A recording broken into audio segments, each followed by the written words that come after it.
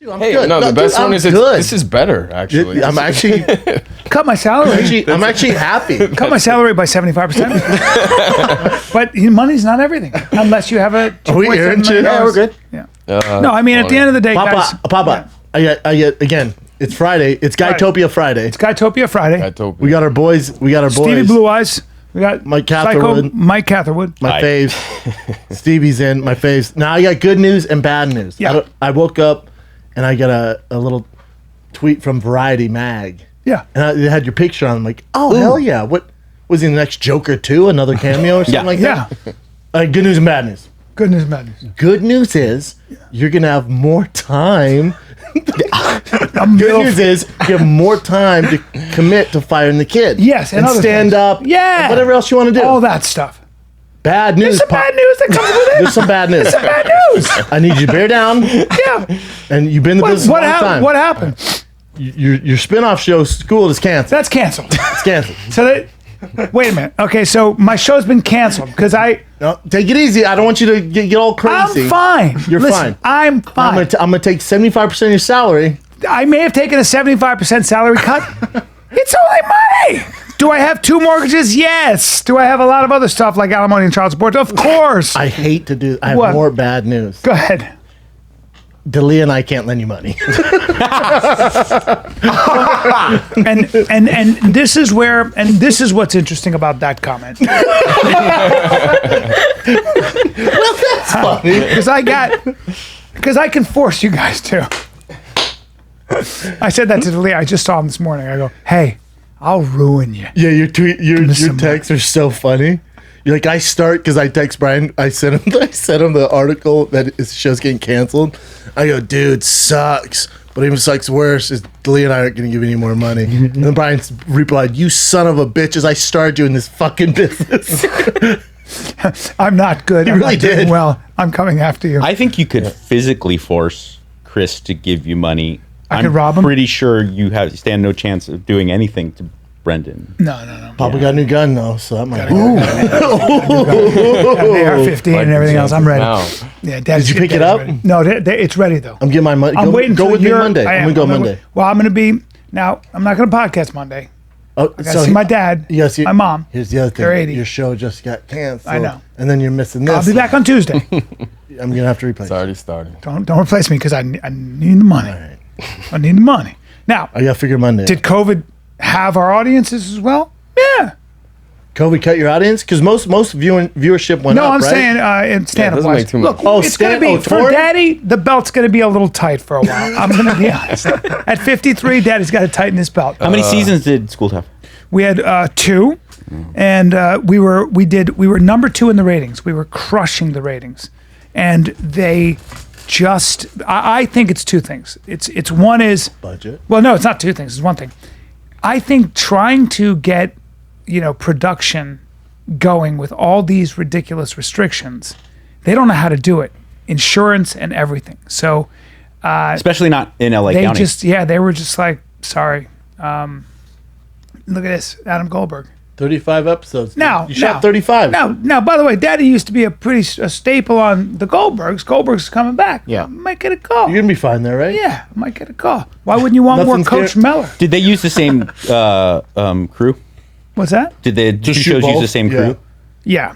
Maybe Spotify calls us and gives us $100 million deal. Why I not? don't know. Why not? Right? Why not the fighter and the kid? What, Rogan and the kid gets all the money and they can't shovel over a little cash? Hey, that's actually not a bad point though, because obviously Joe's the guy who's opening the door, but it's not going to end and stop there. I mean, Spotify's going to make a press. We've had I think they made the right decision choosing Joe Rogan Joe as the guy first. to Yeah, be but the genius. $1 billion. A genius. It's worth over $3 $1 billion. billion. $3 billion now? It was a genius Just decision. they underpaid our boy. But that it's obviously going to work out well for them, and that's going to open up doors to a lot of podcasts. Well, competition's good, for the business. You don't want YouTube to control your destiny or iTunes. No, you want competition. It's funny with any of this stuff, the blowback, we don't know what's happening. We don't know what the ramifications are going to be from this COVID thing a year or 2 years from now. Some of it's going to be good. Some of it's going to be bad. Maybe all of it will be bad. maybe all of it'll be good. I think it's become a memory for people. Obviously, people who are affected, that lost loved one, stuff like that never goes away. But in general, I think we're gonna look back and like, dude, remember we were locked down, had to wear masks. Couldn't go to the gym. Well, if you're from Georgia, where all the press said you were going to die, Georgia says, but we don't have any of that problem. But remember, Florida is just like, wait, there's an issue going around. Like Florida has no idea. Yeah. And well, they that's were so Florida too. I love that, man. But the governor was targeted. Yeah. The governor said, let's just protect very old people. Wait, the data says if you're 80 and over, you're in trouble, so let's take care of those people. And he got bullied by the media. But the governor goes, we're 8 weeks in. What the fuck were you guys saying? Where's the death? Our death count has been going down. You fucking...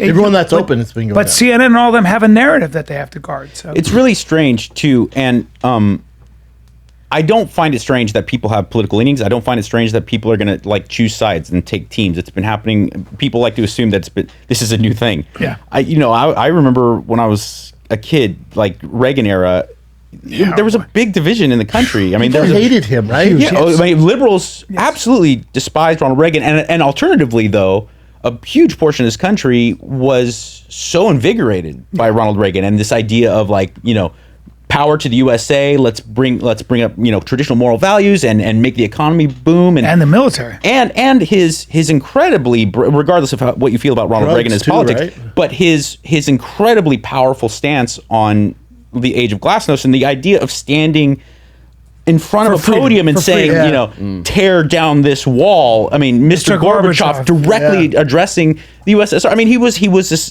was an incredibly powerful figure. He was an actor. He'd been an actor. He was a movie star, so he was a movie star. Whittier College. Movie star. Then he became the governor. He actually became a really successful businessman. Then he became the governor. Stud. And then the president of the United States. If you ever hear when he was younger? Oh, dude, watch his speeches when he was in town halls when he's trying to get elected. Because remember, Carter was kind of a very Reagan was he was big and dramatic and old school, and the way he would emphasize things, he had a great sense of humor. Hair, dude. Yes, he had hair. You got to vote for a guy with hair. But it's just like you only hear negative things now. Like the big things that make the publicity is more extending the lockdown, extending this. You don't hear. You do on CNN, MSNBC, you can find it if New York Times, but the alternatively, which I think is causing an even bigger problem, is that you uniformly only hear how Fauci's making mistakes and all these great positive outlooks from Fox News and the Wall Street Journal, and it only creates this bigger divide. And that's my big concern is that. But we've been through this, right? Like Vietnam War. Think about the divide during that stuff. But here's the problem: we understood that. Did we?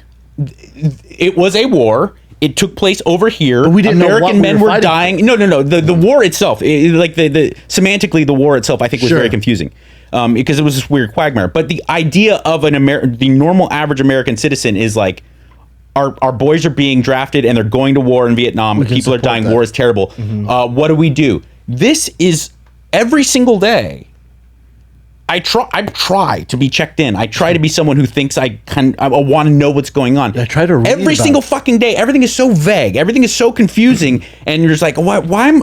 I'm wearing a mask. Why? What? So where can I go? Where can I go? And every day, everything just becomes more and more fucking gray. And there's no, you know what I'm saying? Like with 9/11, my wife and I were talking about it. Like 9/11 was awful. It was fucking 3,000 people so died. devastating, but you understood it. Yes. You said this happened at this time. I watched those planes fly in. People are dead. Fuck, man, we better rally together. This is so nebulous that I think it's creating an even more like we're looking for comfort, and oftentimes we find comfort in these teams. And the fucking thing is that's crazy is that there is no other team except for us, Team Human. And the fucking elites. Mm-hmm. Like if you have this notion that if you're anti-Trump and you're anti-Republican, I get it. That's your business. But to create this narrative where you're anti-Trump and you're anti-things that he does, so alternatively, what Nancy Pelosi and Chuck Schumer are doing is in my best interest and therefore the people. You're fucking high. It's nuts. Everyone at the highest level is colluding with special interest groups and big corporations and does not at all give a fuck about what is going on with us, the people. Yeah, you know, and it's like Did you see Biden? I know it's in current events that you chin. Did you see Biden with Charlamagne? The interview? That was insane. No, I didn't see it. He goes, if you don't know who to vote for, or he goes, if you don't know not to vote for Trump, then you ain't black. That's what Charlamagne said? No. That's what Joe Biden Biden said to Charlemagne. And Charlamagne goes, if you're still confused about who to vote for, then you're not black. And I went, what? Joe Biden said, but he was kind of putting some flavor in the whole interview. Like, what is happening? Charlamagne went at him. Didn't let him off the hook. Went at him. The other Can thing, I see that? Yeah, you can see here. Here's a little clip of it. Then Joe Biden goes, I spent 40 years trying to take out Joe Biden. And you see he fucks up. He's like, ugh. You're like, what is happening, dude? Biden is. Are you a robot? It's not good, a dude. glitch. I apologize. You can't do that to black media. I can't do that to white media and black media because my wife has to go on at 6 o'clock. Okay. Oh, I'm in trouble. Listen, you got to come see us when you come to New York, VP Biden. I will. It's a long way until November. We got more questions. You got more questions, but I tell you, if you have a problem figuring out whether you're for me or Trump, then you ain't black. It don't have nothing to do with Trump. It has to do with the fact I want something for my community. That's insane. What? That's really our time. That was the clip. Charlamagne goes, whoa. Okay. Yeah, Charlamagne goes at him. that's fucking weird left-wing race baiting bullshit. It's so fucking silly. And here's another thing. Oftentimes Charlemagne, he gets really well known for like a lot of his like viral clips where he's going hard on someone. And so I think people make this association that that's what he is. He's this like edgelord. Charlemagne is so fucking smart and measured. He is such a valuable and important broadcaster because like there's not very many people like Charlemagne anymore. He's so fucking good. He's kind of Joe Rogan for black people. Like he's very knowledgeable. Point, he's like he really, he won't back down from things if he believes something. Yeah, do you know him at all? No, I've been in the same room as the guy at like radio events, but I'm such a big fan. I like, especially coming from that industry, like the pressures that go into not being like him. Yes. Right. Every step of the way, like he's got to start on Wendy Williams, and right? like for him to ascend the ranks in popularity the way he has, while also maintaining this really like unashamedly even and balanced and wealth and then thoughtful he's presence. Authentic. He's honest. He's really good. When you're that honest, like I what I notice about him is that he doesn't kiss anybody's ass. When he was interviewing Kanye West, the hard questions he was posing. Oh, wait till you gotta watch the Biden interview. Oh, I will. He doesn't. He's like, no. You keep talking about Trump. I'm not for. What are you gonna do for the black? And he's like going at Good question. And Biden's wasn't ready. Biden was not ready. He thought it was gonna be softballs. No. And Charlamagne goes hard. You in the paint need on people like Charlamagne asking those questions. It's just because there's an election. So that's a good point. After all this. Forget being Republican or Democrat. How about just being practical? When you get down to the level of detail to solve real problems, it's all that ideology goes out the window. You got to get practical. That's why I find that people who have to like make a business run.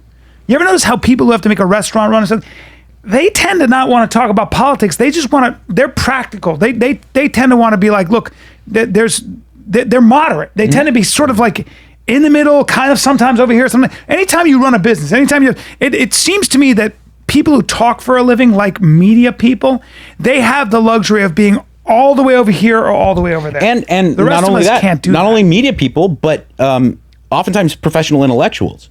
And I think that's a big problem with like academics is that obviously some of them, most of them deserve tremendous respect for their intellect and the fact that they've committed their life to learning something to such a great extent. But the problem is that, for instance, economics. If you're an economics teacher at the highest level, if you're teaching at Harvard Business School or Wharton School of Business, you see this, but you've never run a business. Yeah, everything kind of exists.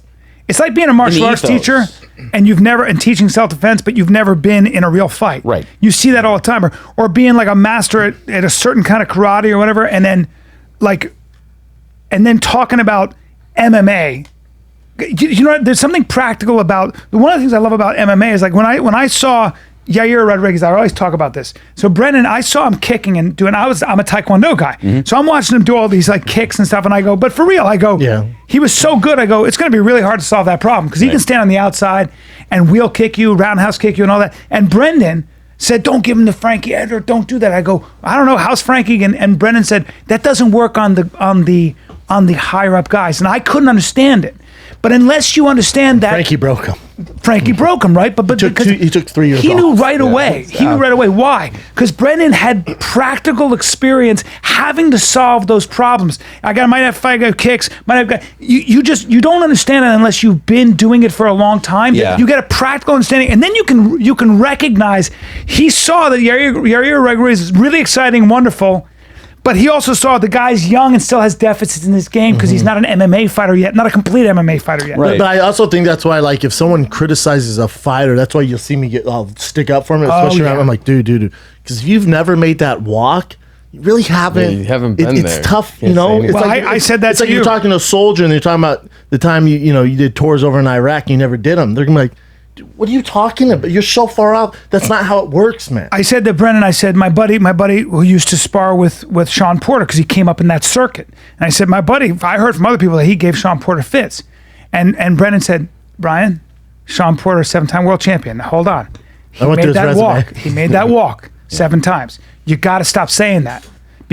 And the reason you got to stop saying that is because your friend might have done that in practice, sparring.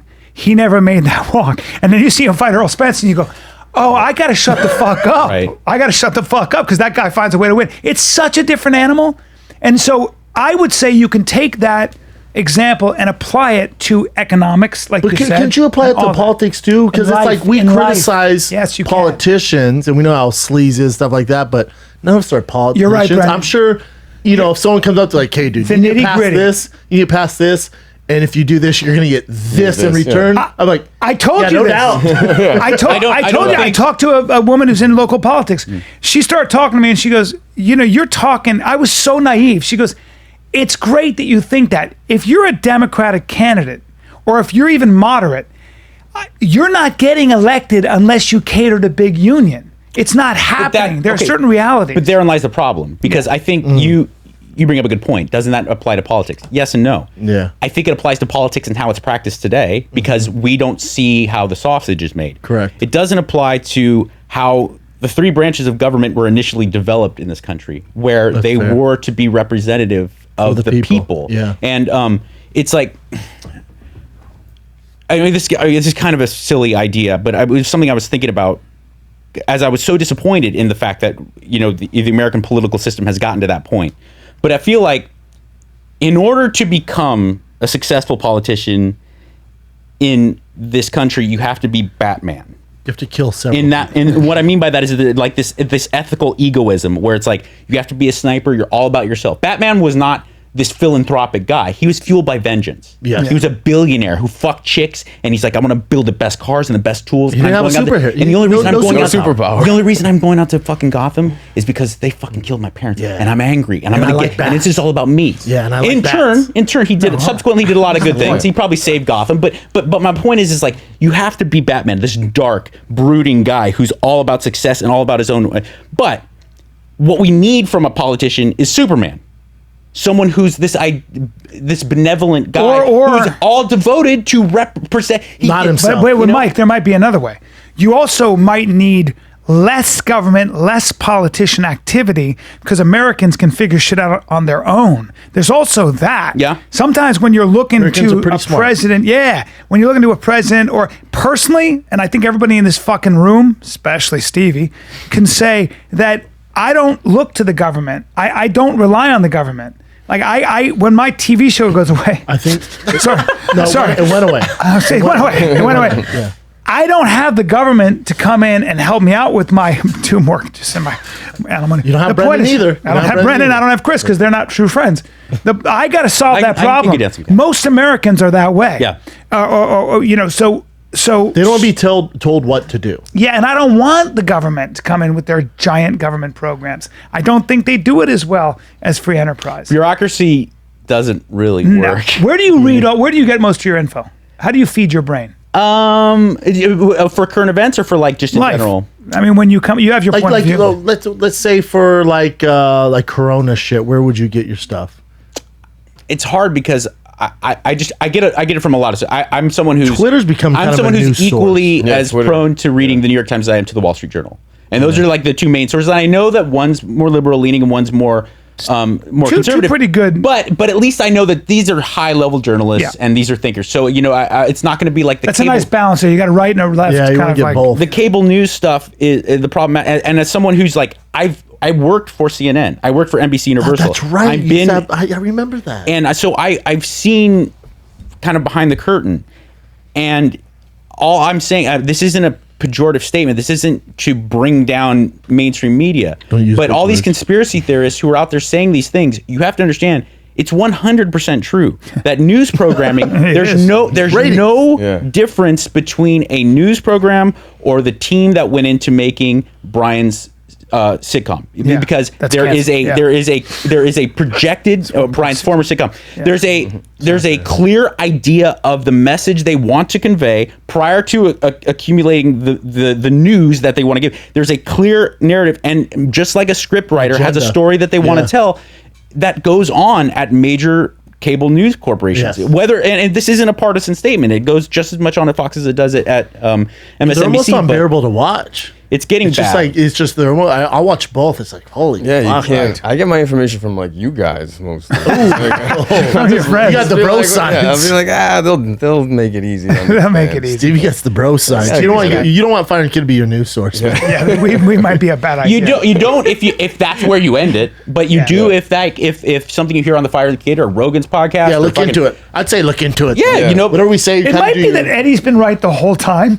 Like it might be that Eddie Bravo actually was onto something here. Eddie Bravo and Tim Dillon got it nailed. This whole fucking. I remember when Eddie, first off, the last Fight Companion, the best one ever. Eddie was never been more insane. Every one of you trying to regulate that insane spark plug was the best. I like it to go. Yeah. Well, you were kind of tickling that asshole. He'll do that. Yeah. But a long time ago, like maybe 3 or 4 months ago, like right when the concerns about the lockdown first happened. So distracted by your shoulders. Eddie said something that you're a naturally thick, muscular kid. Yeah. What, bro? I'm sorry. I mean, I'm gonna have my hands full when we roll, dude. My hands full. You better believe it. Yeah, but your legs look full. You're gonna have your neck full of my fucking thigh.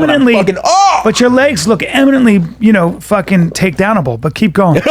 Eddie said something at the beginning of this whole thing that I always stuck with me. He said, imagine like you have a friend that's like in a coma. He's in a coma, right? And he wakes up right now and he goes, wait, the Major League Baseball and the NFL is fucking closed. There's no fucking NFL, no fucking MMA. And he's like, okay, so there's millions of people dead, right? And you're like, no, there's like 1,000. Couple thousand. Wait. Yeah. So that no one's filming any shows and the fucking businesses are all closed. Yeah. So like it's 90% of the people have it, right? No, like 12% of the population. Well, the latest status, if you're under 74 years old with no morbidities, you have a 99.8% chance of being 100% fine. Yeah. You're not going to die. Yeah. 99.8%, but a little more than that. Like, that's fucking nuts. Yeah. And if you say that on YouTube, you might get banned. Oh, but then also they're like, kids, the reason we got to stop kids going to school, even though 0.0001% of children died from COVID. It's zero. They go, well, because they can get it and give it to their parents and asymptomatic, and they're figuring out that children can't pass it on like adults. Well, and also don't shut the schools down for no reason. For no reason. This is the way I look at it. Like, people are saying it's so irresponsible to go out and to reintroduce yourself in the world. Don't wear a mask. I go, no, it would be irresponsible to let your kid go to school and then hang out with his grandparents. Correct. That's what's irresponsible. That's right. So how about we just make that decision? Yeah, It's like when I see people tweeting someone else with a controversial opinion, they say, "My grandpa could die because of you and your behavior." I go, "Well, don't allow your grandpa to be around." So I'm going to see my 80-year-old father. His birthday is on this Saturday, and Papa has some underlying health issues. No, but he's thick. He's 80. He's thick. He's got he could die if he got What's his COVID. piece like? He's got a piece. He's a 6'4", 250-pound man. Holy man, he's a big boy. Dude. But he's just Mike. built like Frankenstein, big giant. But he's 80. We call him Big Mike, right? Big Mike. Yeah, he's Big Mike. I call him Big Mike. He's in my phone as Big Mike. I've never called him Dad. I call him Big Mike. Big Jeff. And he calls me Old Bean. Strange. Oh, weird. Old Bean. Old Bean. My name. Huh. But It's Big Healthy Mike. relationship? Big Mike. Let's see. Do we have any pics of him? Can't see. This is not him though. No, we don't. No. He's on my Instagram. But the point is, the fucking guy. I'm going there. I got a swab. I got a COVID swab. I'll find out in a couple days. Or I'll find out tomorrow. What the fuck? Look at that picture. By Brian Callen's. Oh my God, that's scary. Look at that. That's what we were looking at. Oh, is that a mix mock-up? Looks like you and Bruce Willis. Did it. I look like an old man. You look like Bruce Willis. Someone a lot. How about my ex? You want to look talk about smart. a fucking smoke show? Way to fuck that up, Brian. Anyway, the point is, it's fine. The point is, Get it off. I'm going to practice safe distancing. He's got a party, but I got to be. I gotta, we so you figure can't out. hug him or swab? Yeah, and I already found out that I found out I'm negative, but I have to do a swab to make double sure, and then I'll still keep my distance because you never know. You never know. Keep on going. Keep on. I don't know. I just wish I wish people would get this sense that there's such a division in this country where people really feel like they have to join teams, and I just wish people would wake up and realize, like, whether you're a trans super liberal Prius driving snowflake from West Hollywood, or you're a farmer who's a former veteran, a former military veteran from Ohio, like, we're on the same team. And if we don't realize that soon and kind of join together like this French Revolution third estate, where the proletariat has to really understand that it doesn't matter what our political beliefs are because we're fucked. Yeah. Because there's this other team that's coming down on us. Unfortunately, I don't think that's going to happen till there's a vaccination. I don't know if they're ever going to get there, but I think vaccination would make people feel comfortable. Or therapists. Yeah. Where do you think it goes from here, though? Like, what do you think the rest of the summer looks like? I've heard two different things. I've heard people say, it's probably going to be like SARS. Remember when SARS was just like a thing we adapted and it just went away? It could be that. We know, hot weather kills it. You look at the Southeast, who's crushing it. So I also think it's going to vary like the flu. Vary from state to state. Yeah, it's going to vary greatly. Yeah, because I'm in Vegas. Over there, it's loosey goosey already. Vegas, you're fair. You like living in Vegas, Stevie? Yeah. That's where people don't know where you live. Yeah, give your address, dude. Make sure you give to the government. Vegas. People forget Nevada. Like, they have this notion of like Scorsese films in Nevada, and oh no, Nevada is fucking old cowboy shit. Yes. Like, it still is like that very old kind of Wild West rhetoric. Now he can stop looking for his dad. Yeah, it's giving me a headache. But you are you liking? What do you think? What's your take on Vegas? You went to a sushi restaurant. The thing about Vegas, Las Vegas with the strip closed is just painfully ordinary of a city. You're in a desert. Well, yeah, without the strip, without everything, when you just everybody's kind of in their own little towns, everything. Yeah. You're just in a fucking town. Man. I bet Circus Whole Foods, place real shit. It's just painfully ordinary of a place. Went out to sushi the other night and it was fucking weird. Went out to dinner the other night. It felt stupid. It felt like people in masks. The waiters, waitresses, they're all in masks. The tables are apart. It just felt like, why are we out doing this? I'd rather not go. Why am I using these people's forks? I don't know where this was. It was, and I'm the last person to be like that. I was like, this just feels dumb. Why don't we just bring this home and eat this on the couch? Why are you using a fork at sushi? Yeah, that's a better question. That's a better legit question. That's some white shit. True.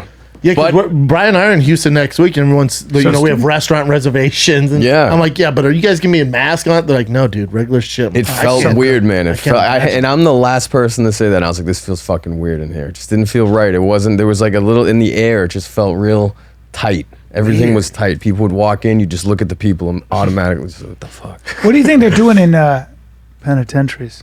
See, the fucked up thing, I never got sick in jail, ever. Never? Never even a fucking cold. Why? Nothing. Nobody gets sick. I was in jail for a while. So but the thing is, that's what everybody's panicking about. Oh, in prison, things will spread. But like the place I was so fucking dirty. I swear to God, COVID died when it got there. Well, there's you develop spread. It's like develop defense. We have way worse. You saw that prison in Tennessee. No, 98% of the inmates got it. Asymptomatic. Yeah, that's what it's. I'm telling you, there is. And then we've been releasing horrible criminals into society because we don't want to keep them inside prison. They let that one guy out. He got out 2 days later, murdered a 20. Well, you see the video of the guys like licking each other's water bottles and shit in jail because they're like, if I can possibly get out of here from COVID, fuck it, I don't give a shit. It's crazy.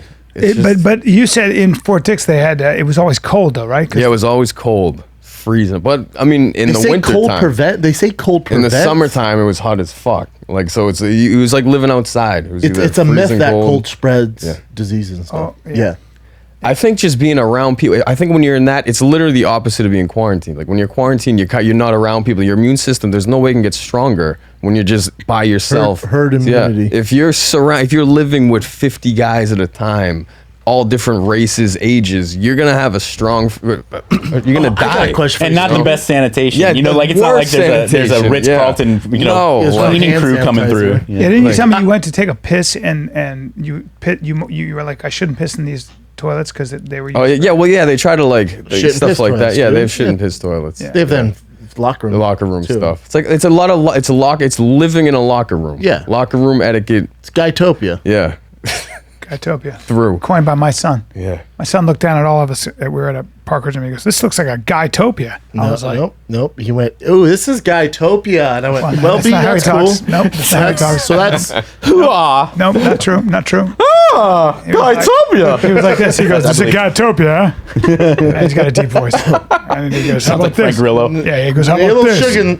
8-year-old. Yeah. No, he likes girls. Yeah, always sure. has. Yeah. What were you gonna say?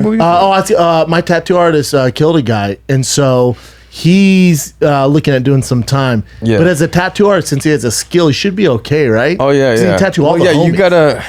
He's gonna be in there for a little while. He's gotta do enough time to like acquire the actual stuff to build a tattoo gun, and you can't just don't walk in. They're like, here you go. Like there's somebody. He's gonna take over somebody else's hustle basically because they already got a tattoo guy in there. So. He's gonna be taking business But probably away not from like somebody him. else. Oh yeah, he's gonna They got, be. I mean, they got it depends where he goes Markel, to. who's good at only good at black and white and But drawing. he's gonna be clowns and shit. fine. He should be all right. He'll be fine. I don't think he's doing too much time, but Yeah. we'll see. You think he'll be fine in jail? Yeah, he'll be fine. Everybody's fine if handsome he's dude, in rat. If you're not a rat or a child molester, you're fine. Like there's no reason to be given because he has nice hair. Like, But what about? But in I think penitentiary breaks up into different gangs, right? Yeah, but he's fine though. But he's an artist. He's an artist. Yeah, he'll be doesn't- fine. It just sucks. He killed his friend, right? Like Yeah, that's just what that sucks. Like, what are you gonna give him a hard time? The kid's I know, it fucking. sucks, you man. know, it's like everybody's human at the end of the day. You're not gonna try to add to somebody's pain. Like it such a sucks. shame. He's probably That's a really bummed. good point. And people like that's another problem I think with like this kind of gotcha culture where people are so Are hungry they still to around though? I feel like they all Yeah, it's died from backed off a COVID. little bit, right? You know what's weird though? Like Or the is guy, it just that maybe they put it on the back seat because like, all right, we got real problems. Well, maybe I hope so. It's like I the mean, cancel culture because I feel like a lot of not so many celebrities because they're giant pussies. They've all been like, let's stay inside, save a life, and then they're matching AC. They're like, oh, okay, season 2, Twilight 7, whatever. But I feel like there like a lot of athletes and people have put shit out where usually and comics that you might get in some trouble. there may be fatigue. We've from been it. paying attention to it. Yeah. Really, like, all right, whatever, dude. There may be fatigue from it, but in general, the idea that where people have to really scrutinize people's mistakes, it's a bad place to put us because that it goes against what we are as human beings. Like we're all fucking imperfect, and we all make really bad mistakes, especially when we're young. And this notion of like you're better, I'm better than you because of said mistake. It's. I think he'll be fine. Yeah. I think yeah. Are you going back, Daniel? Yeah, he'll be Yeah, fine. I just mean I think it's so funny because if you got caught, I don't know, doing something sexually questionable, Yeah. you can be done forever. Yeah. If you get caught lying about something you did and profiteering off of other people's suffering, You talking can as be far as done. business? But I think he'll, as a tattoo artist, when he comes out, he'll be he'll be fine. back to His talent speaks for It speaks for itself, Dude, yeah. if he got out next week, I would He'd be- schedule yeah. an appointment with him. Yeah. Because he didn't do anything. No, I It feel bad sucks. for him. It He sucks, fucked up. man. He fucked up. I feel bad. It's a shitty It's- situation for everybody involved. Yes. Like he's not a bad person. And that's all. I mean, he took a left when he should have taken a right. You Yep. know, it's one of those things. It sucks. Such a shame, dude. It's terrible, but yeah. I think back like all the shit that I did that I should have really harmed other people, Yeah. and I was lucky enough not to.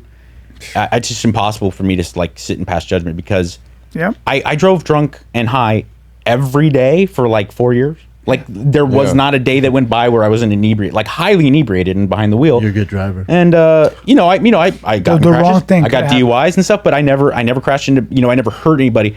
But like, the chances of that being the case are so sure. low. I'm so fucking lucky, and so I think back. I was like, who might have fucking passed judgment? Exactly.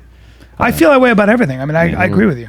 Me too. Like we all fuck up. Mike, I know you're sober. Is it gonna be weird if I take a sip from this? Does that bother you? absolutely not. Mind if I Dude, we take a had pull? that. What is it? The He had that 23-year-old. 23-year-old. I drank like the whole couldn't believe bottle. it. He drank the whole I bottle. couldn't. Nice, It's huh? insane. It's a problem. We got more Another coming. Yeah, I got more. It's a problem. People often ask me that they're like, hey, I'd love for you to come to my bachelor party, or whatever. Are you gonna have a problem with fill in the blank? And initially, the first like 6 months to a year of Yeah, sobriety, probably it was not probably rough to be around it. But now, it's quite the opposite. There's zero kind of euphoric recall to drinking and using for me, so I don't sit and watch people enjoying themselves and being happy and then get this trigger. What hurts is long stretches of time of boredom.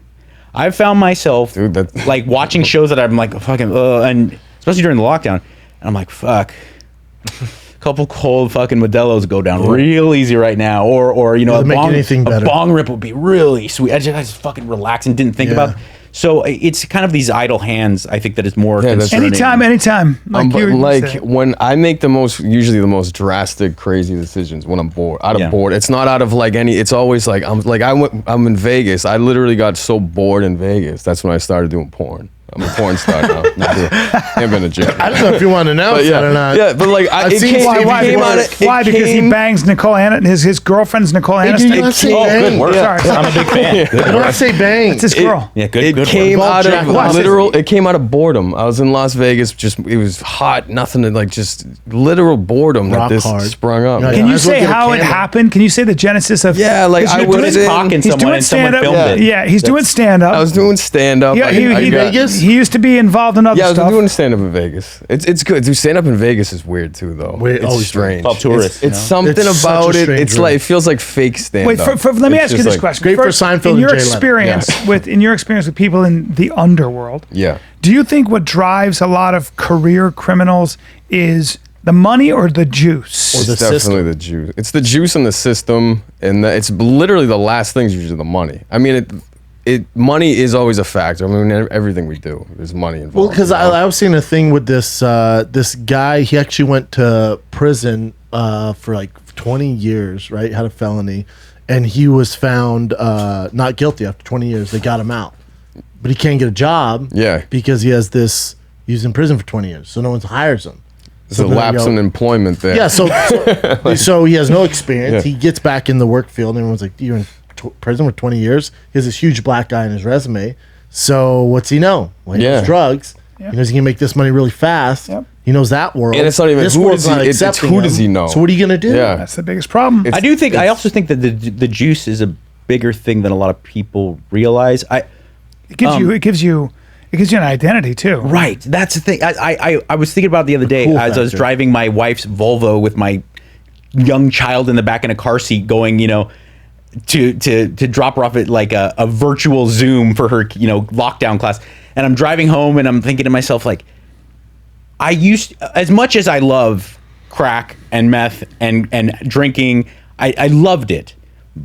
But a big part of it was like, I felt like a legit bad boy. Yeah. There was the goosebumps I would get when I would drive to North Pasadena, where I'm surrounded by fucking literal murderers. And I'm like this suburbanite little pretty boy bitch. Yeah. My life would never go into there, where I got real fucking heart pound. Like, I'm waiting and I'm like, are the cops coming? And there's a fucking gangbanger about to drop me off crack rocks. And I'm like, there was a fucking excitement to it that I could never recreate. I was watching this quarantine. I was watching this cartel show, and these guys were in Venezuela, which is a shit show, right? But these hot chicks, though, the best, ridiculous, the best. Dude, we should go there. It's cheap. Anyways, so these two cartel members, their mom was running for a government spot, and they were being investigated by the feds, and the feds had undercover agents, so they played what they were saying, and they go, "Yeah, we need to flip this because we need $20 million to fund our mom's campaign. We need $20 million." They're like, you get your $20 million. And it shows them, and then the undercover feds go, "Yeah, so we're gonna do it in Hades though, or no, we're gonna do it in Fiji. We're gonna do it in Fiji." And they were like, "Why are we going to Fiji?" And like, it's just better for us there. And they're like, "All right, we'll go to Fiji." Well, because they don't have jurisdiction in Venezuela, they get them to Fiji, they're gonna arrest the fuck out of them. And it shows these two young men, good looking, their mom's in government, they have money, and it shows them on the plane, on their iPhones, be like, "What's up?" Like for sure, like been there before, but they're like, "Oh, what's up?" And they're popping bottles. I look at my girl, I go, "What the fuck are they doing?" Yeah. Like they're fine.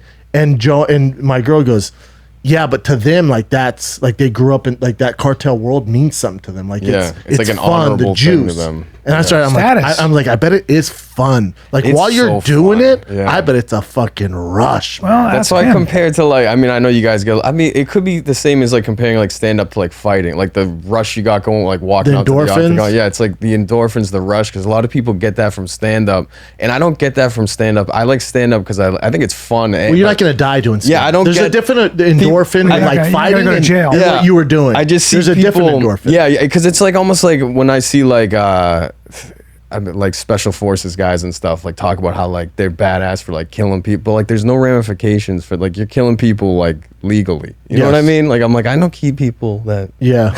you know. I'm just like it's they're like I'm like there's a different thing when you have that risk of you're really on the edge and everything can be taken away. There's just nothing.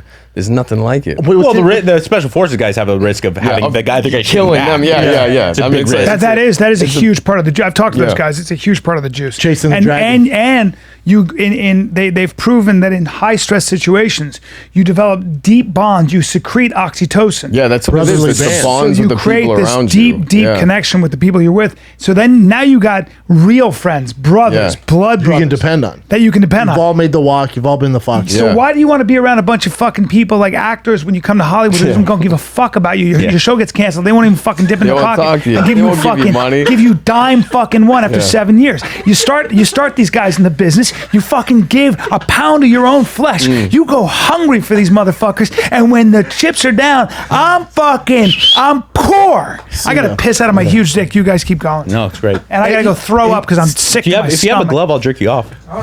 Steve, I was thinking about this too. Like, obviously, El Chapo had some sort of work ethic, and he's a smart dude. Yeah. Lucky Luciano, who's basically started the business of the Italian mafia. I wonder if you took those guys, put them in regular business settings like Apple or you name any company, Hulu, whatever company, Amazon. I wonder if they would succeed at the regular business too, not just. I don't know because the it's dark like you web. don't really have that risk there. It's like you. But they also understand business. Yeah, they and surplus understand and it. demand. But they also like talk. They make that shit sound so much more complicated than it is. The Like, drug stuff? Yeah, like Yeah. it's not. I mean, it is, but it's not like you don't have to be like Elon Musk. You don't have to be like fucking. If he's not going to be, there's a reason. He does what he does. astrophysics. Yeah, it's Yeah. like it's not. But I just wonder with like it Lucky takes more Luciano. leadership. It's more of a yeah, leadership. that's what I'm saying. Like they have thing. leadership Yeah. qualities, and like It's- Lucky Luciano, his whole thing was we don't. He didn't want to get into drugs because he's Yeah. like that's what's going to get us in trouble first. Like if we get into drugs, they're going to crack down on us. We shouldn't get into drugs, and the Italian mafia ended up getting into drugs, and that's one of the reasons he got busted. But his whole thing was he did run a pretty tight business. Tight, yeah. I'm like, I wonder if you could take that. He'd probably be better 'cause he than had the leadership average person, People for sure. respect him. I wonder if you could Yeah. take that. Obviously, you can't kill people, but if you Yeah. take that and put them in a regular business setting, would they still succeed? I wonder- like would Pablo Escobar, who's they Yeah. say worth like $4 billion at his height. He obviously had some sort of logistics business mindset yeah. I that know, these they other guys definitely- didn't have. 'cause they El couldn't- Chapo, think how many guys there are that Yeah. start at a low level, and he built it. Obviously, killing a ton of people, but Hmm. built his way up and then figured things out. Right. Well, from The tunnels, from X's insane. and O's standpoint, I think you make a good point. Like, obviously, they're capable, but one wonders, like, if you don't love what you're doing, would you be willing to commit to doing it? Meaning, like the same passion. I knew a lot of guys when I was in like the punk rock hardcore world. Like I knew these guys that were like, especially in like grindcore bands and death metal bands, where they knew going in they weren't going to get big listenership. They weren't going to sell a lot of records. They weren't going to make a lot of money. A niche audience. But they were so fucking technically skilled at playing guitar. They were so worlds ahead of most people. And I go like, you're so good. Play Nickelback. Why don't you go be Yeah. Dave Play Grohl? Nickelback. And they go, Yeah. I don't like it. I don't want to play that music. It doesn't they're excite me. touring in And I think vans. they can sit there and they can spend 12, 13 hours going over these obscure scales because that's what pumps them up. But if you tell them, you could make a lot more money, you could have a lot more longevity being a studio musician, and they'd be like, well, fuck you. It doesn't get me Yeah. going, So I wonder if there's like the similarity is It's like the same thing. Because even if you went up to Pablo Escobar, you're like, hey, dude, instead of cocaine, let's have you push pharmaceutical drugs. right. Yeah. It's legal, but there's a big market, dude. So let's put your brain behind that and do that. I wonder if he just flourish. Yeah. Because think about all the logistics they have to go through now, especially with the feds and with the wall and all this stuff. Because what drug cartel members do, maybe you know better than me, Stevie, but they want the least resistance, the path of least resistance, like water, right? Yeah. Wherever the water's going to go, where it gets the least resistance. So they're doing submarines. They're going from Venezuela. They had all these little boats, all the tons of boats that would get only so far. They'd have to regas and keep going. Well, we took that away. Yeah. So then what they do, they got high-end jets, like jets that billionaires use, and they would land and no one would assume that it was loaded with drugs. Because why would this billionaire be doing drugs? But they just played the part of billionaires. They'd have someone rent these huge jets. Where there's a will, there's a way. So, but they're constantly coming up with stuff. Yeah, you got to innovate. You just have to be innovative. Their IQs have to be pretty fucking good. Well, you're always working on it. But they've done studies on criminals, on psychological profiles on criminals, and they usually have the same psychological makeup as a race car driver, or someone who can take risks, high risks. None of them are athletes, or special forces guys. Kidding. Guys who take. Those cartel guys, they're all tiny little guys. Well, but you ever seen El Chapo's body? Yeah, it's a personality type though, where you don't get nervous the way most people do. You have they on fight science or sports science they did they studied like high clutch players, right? Guys who just were amazing athletes. When all the chips were down, their heart rate didn't go change. up. They just stayed so calm. Yeah. So there's a personality trait I feel like goes with people that take huge risks. Whether it's don't you think Elon Musk has that, or Jeff Bezos has that? Maybe they might Bill have Gates a different. or Steve Jobs. Yeah, I'm a big Steve Elon. Jobs? I'm a big Elon fan, but I think what goes on with Elon, Dude, that's and my I've Lord and Savior. No. I'm not. This is not in any way. Get us to space. I'm a big fan, but I think what goes on with him is that you have a man with a almost preposterous science fiction IQ that is also on the spectrum. Yeah, there's the something there. But is he on the spectrum, or are we just all so stupid? He's at a different frequency. Yeah, and for him, it's like talking when he talks to regular people, it's like talking to 4. But he's a visionary. Yeah. He's a visionary. Yeah. So his ego's very big. He's a visionary. He's got the idea. I don't think you make $1 billion without having an ego. Well, no, but what I'm saying is, and I'm certainly not qualified to make that kind of claim like he's on the spectrum of this and that, but I do know that he's different than us in the sense that I used to, after my divorce, I had this hard time even like getting back into the world. I was just like, the only thing that was going good for me was work. So I just fucking said, I'm going to commit myself to radio. My whole life's going to be radio. I'm not even going to worry about chicks. And then after like a year, I had this female friend. Like I'd never thought in a million years I would develop a friend that I wouldn't fuck that was female. No, like it's the only point for me in my mind. Like that's the only reason you hang out with girls. Yeah, I'm still that way. And she graduated from UCLA early and went to MIT studying this very exotic form of physics. And she was, really smart, smarter than the on Becky. But she also was very attractive. And things just kind of fell into place. And one night we ended up. Oh yeah. And I was like, we're gonna make this work. We're actually friends. I like her. She gets along with me. Was it hot? Yeah. You just don't skip over that, dude. You're a good-looking guy. Yeah, dude. She was looking. So what happened? Well, what happened sexually is she like bodied up because usually those real brainy girls have no ass. I don't want to get This is too. an important question. Why is that, I don't want to get too into Their brains are it too big. because I don't want it. People will know who I'm talking science. about. But she was a collegiate swimmer. So like. She has some That's some shoulders on her. traps. She has some shoulders. Yeah, she's a really attractive, athletic girl. Yeah. But she also happened to be like 170 IQ. And the problem was like I said, I'm going to make this a relationship. Imagine and we your go and babies. hang out. We go and we hang out one day. We go like on our like first like kind of date. Ooh, were you nervous? And I realized like she is very frustrated talking to me.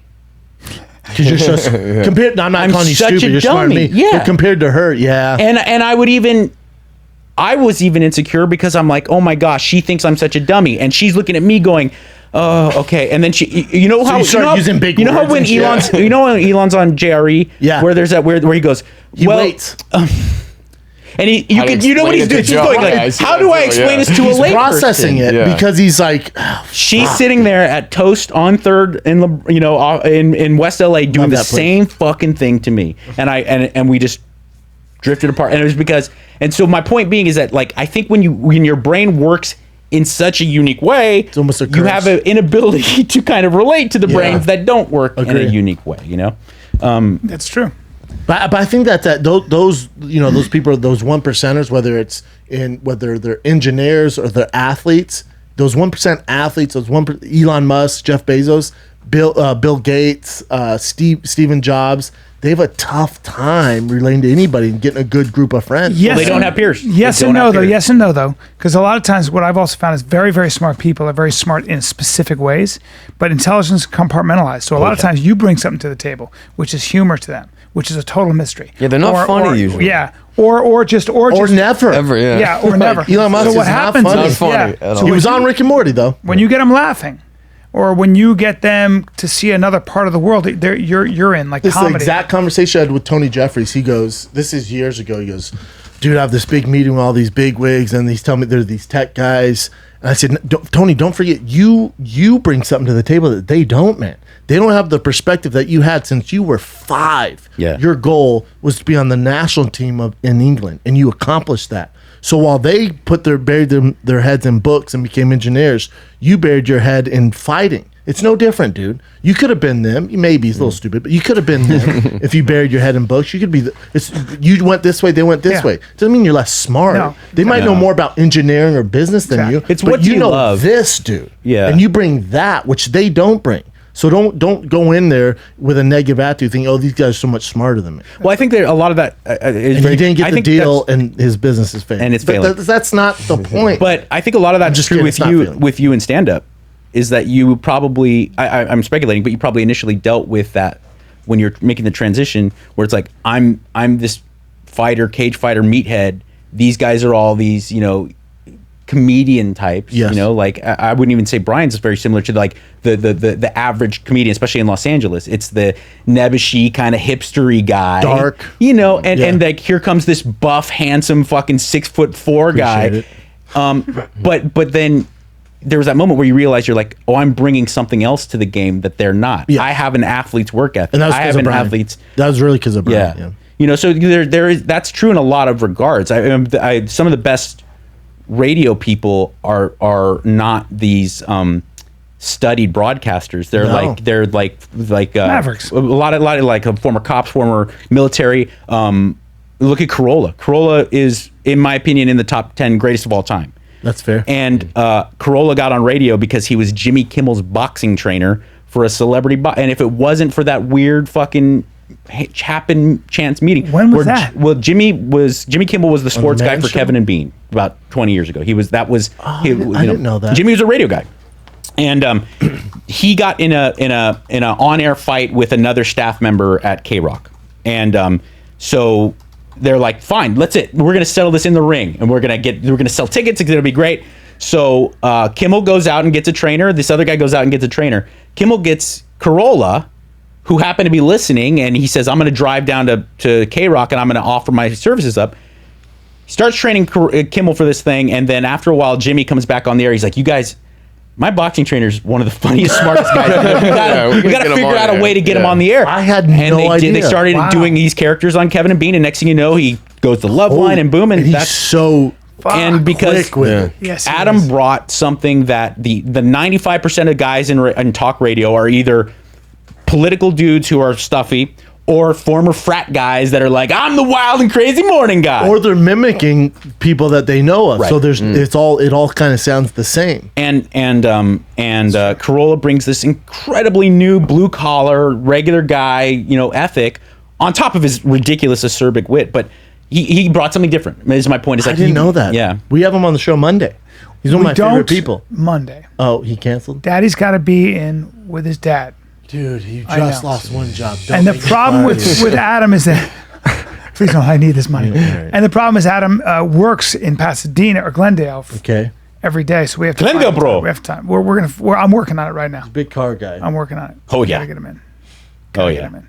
I love that. He's awesome. He's He's the best. funny. He, and, I had no idea that's how you got to start. he's always been. And then if you remember Jimmy Kimmel off the Man Show, I know you got to start, but on the Man Show, he was kind of like the side piece there, right? But he was so funny. You're like, who's that guy? It's like everything he Who said the fuck's was always that guy? hilarious. Kimmel's like like fat. Kimmel's like a real idol to me. Not to sound too cheeseball, but A, because he literally came from the same place I did. So like, there's always that in the back of my mind. Like, Jimmy was on the same radio show I was. Maybe someday I could be a big star too. There's that kind of daydreaming 100%. Aspect of it. But on top of that, like, whether he was the sports guy at Kevin and Bean making $25,000 a year, or he's now the late night host on ABC hosting the fucking Oscars, he hasn't changed. He's awesome. You talk to anyone who knows Kimmel on any level, the nicest, most considerate dude. He's always hooking people up with jobs, trying to take care of people, looking to build in his social network. He loves to throw parties. Corolla told me, he's like, they were on the Man Show, so they weren't balling yet, but their careers were building. And Adam says, hey, I don't know if we should do Christmas gifts this year. It's like, we both, we're grown adults. Why do we do it? And Kimmel said, no, it's Christmas time. We're fucking buying gifts. And it wasn't because he wanted to receive them. Jimmy loved giving it. Oh, he's like, you're not taking that away from me, He's a great guy. They're both so talented. I don't know him, but I love him. You know what's weird is I've done Adam's show a million times. I think we've had him on here. He's never once talked about fighting. Really? Not once. Pretty cool. The first time I did his show, he brought up Rhonda. I was like, please don't do that. And his guy get it and never did it again. Yeah.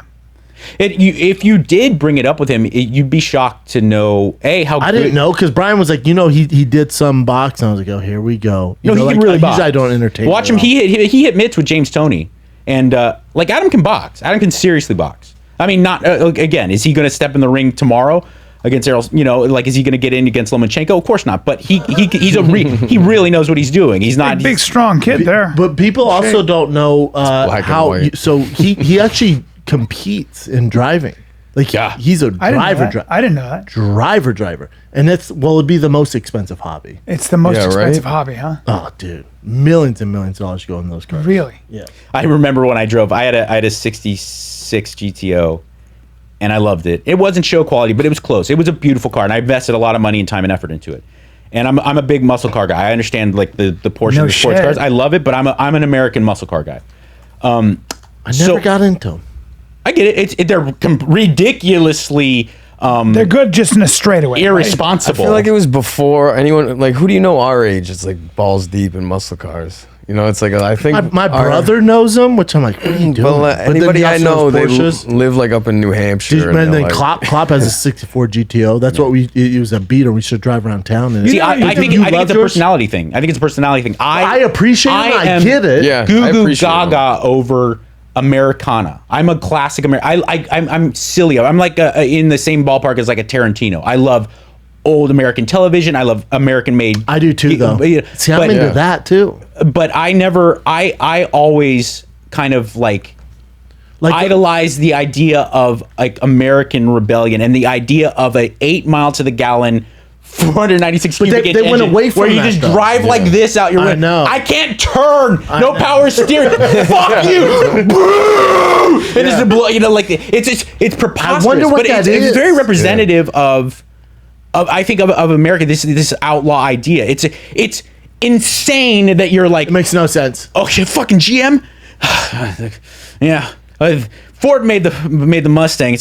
We got to go bigger. Got to go heavier, faster, bigger cubic engine. Okay, fuck. Pontiac's like, hold my beer. Yeah. Here comes, and this is like the late 60s to the mid 70s. There was this insane idea that we're just going to build more function. Yes. Fuck function. We're going to go bigger. Were these stock cars that came out then? How? Oh yeah. Really? They just came out. So they were the Camaro, the car. He's the GTO. The Firebird. The Mustangs, the Cobras, the Bosses. So you would go to the store dealer and buy them. And how many horsepower? Then you start getting monsters. Then you start getting crazy when you talk about like the Bumblebees and the Cudas and stuff, where they just said fuck you guys. Like, those are the Elon Musks of that era. Yes, but here's what's cool, Mike. That is back. Yeah. No one's really noticing, but Ford, Dodge, especially with the Hellcat and all that stuff. And all it's like, hold on, stuff. I can go to the dealer. I'm an 18-year-old. Let's say my dad has money. I can go to the dealer and get a Hellcat. Bring up a Hellcat. Or the Demon, or the Demon with 1,000 Now I have the or a SRT. Viper. Wait, you can do that now? Oh yeah. Yeah. The Hellcat has a switch where it's like 600 horsepower is good enough for today, but here, I'll flick this one to get the 900 horsepower if I really want to That's a fucking let Hellcat? loose. Yes. So that's 700 horsepower SRT Hellcat. How much is that? They're like 80. 80. they're less than 100, I'm pretty sure, yeah. But they're monsters on a straightaway track. The shit. You know, I like I said, I appreciate. I'm a car guy. I appreciate your Porsche. I look at it, and I'm like, Mike, fuck, listen, that's a machine. Dude, I have this young kid. Phenomenal story. God, I forget the name of it. When it's finished, I'll highlight it. But this young kid who he's on the Speed Channel and he's worked with Top Gear, and I see him at 10 Speed Coffee. It's a bike shop, coffee shop. And I always hang out there, and he starts talking about my car. I go, what do you do? What do you do? And he goes, I customize cars and stuff like that. And then probably like 3 weeks later, he goes, hey, I'm actually, I work with Bowden House, and we make a custom exhaust and tune, and our project we want to do is a GT2 RS. Are you interested? I go, dude, my car's perfect. I want to fuck with it. It's perfect. Smart. He goes, I get it. Week goes by, he goes, dude, let me just send you some pictures of what we can do. So he sent me these pictures, and I started get to know him. Well, his mom and his dad both got cancer, passed away, left him. He's 25 years old, so they left him. He's on his own, has nobody. So he goes, I get emotional talking about it. He goes, the last thing my mom told me was to live my dreams. He goes, so I'm starting my business around cars, and we want to work on your car. I said, you can have my car, dude. I go, you're gonna do? Yeah, I'll pay you for your service and all this. You can highlight my car. He goes, because we need it for the Speed Channel and Top Gear, and we want to feature your car. But I need a GT2 RS. I went, you can do my car, dude. Wow. I believe in you. He goes, really? I go, I believe in you. Nice. I dropped my car off on Wednesday at his new shop. It's the first car they're gonna do. He's doing a custom tune. He's doing this custom exhaust that he built. He's an artistic guy, and so he looked at the way Bowden House was doing exhaust. And he goes, he's so detailed. The first minute talking about, this kid's detailed. He goes, the way Bowden does it, they have these extra passageways, it's not as efficient. I want to take that, and he explains all to me. I go, you can do it, dude. You can do it. Here's my car. Jeez. And he gets emotional. He goes, I can do it. You can do it, dude. Nice. Now he's the head designer and rep for Toyo tires, which work with the UFC. Uh-huh. He has all these connections, and he goes, it's so hard for me in the car space because everyone's older heads. Yeah. So these guys butt me out. Yeah. I said, nah, fuck that, dude. Especially in the European sports car. Big time. Yeah. Big time. Wow. That's amazing. That's beautiful, man. I love it. Yeah. I mean, it's a crazy story. And then I go to a shop in North Hollywood, and he's like, it's I took on so much, and he shows me the shop, and it's ridiculous, man. It's him and three of his friends. Well, to finish the story, my story, though, I'm like, which is this in the is why complete you opposite LA, direction. Yeah. In the complete opposite direction, let me finish my story about my GTO. Sorry, man. So I'm going to do Corolla's show one day at his compound in Glendale. And, it's in my story. Sorry, but it's in my story. So let me get his name right. It's in my story. Yeah, no, make sure to give the guy a plug. Yeah, his name's Daniel, but I want to make sure to get the business right. So I know Corolla's like a car guy, and I have my GTO, and this is probably like 2012, and 64, 66. It was the first year that Pontiac decided to make the GTO its actually own car instead of a special edition, and so I got my 60, and I've really gotten to the point where I'm ready to show it off, and I know I'm going to do Corolla's show, so I drive to Corolla's compound, and I'm so excited. I'm like, can't wait to show off my car to car guy, and I pull in, I park, I'm like revving it. I'm like trying not to, like trying to get his attention. I park and everything. And Adam comes out. He's like, I gotta run. But he's a beautiful car and everything. And I'm like, oh, okay. So I walk inside. There's not one, not two, a collection. There's a warehouse of vintage Lamborghinis and Maseratis. Oh, and I'm like, yeah. Well, that's I was literally like gonna show me a video of doing an armbar to like Hicks and Gracie, you can wait till you see it. Yeah, I was like, it was his showroom is so fucking impressive. It's not just a car guy thing. I'll find it. This is a man who's going to compete in a vintage race guy. Damn garage. It's really really impressive.